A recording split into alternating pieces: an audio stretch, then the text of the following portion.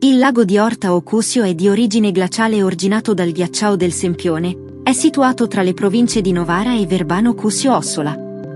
Nel Medioevo era noto come lago San Giulio e prese l'attuale nome a partire dal XVII secolo. A circa 400 metri dalla riva c'è l'isola di San Giulio lunga 275 metri e larga 140 metri.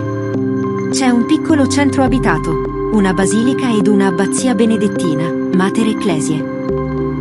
Le origini dell'isola sembrano risalire al Neolitico e all'età del ferro, studi parlano dell'anno 390. Le prime fortificazioni appaiono tra il V ed il VI secondaria, venne maggiormente fortificata in epoca longobarda, anno 568-774. Torna poi alla cronaca nel 957 quando re Berengario II vi si asseragliò col figlio.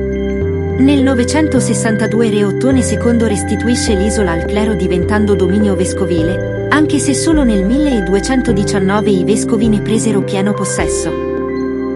Nel 1560 il vescovo di Novara tentò di cedere il feudo ai nobili, ma la popolazione si ribellò e costrinse Roma a far giurare ai vescovi che non l'avrebbero mai ceduta. Nel 700 passò sotto il dominio sabaudo e nel 1767 i vescovi giurarono fedeltà al re pur mantenendo un ruolo amministrativo col titolo di principi di San Giulio, sino 1817. Nel 1841 il castello fu abbattuto per posto al seminario vescovile e nel 1973 venne fondato il monastero attuale condotto dalle suore benedettine.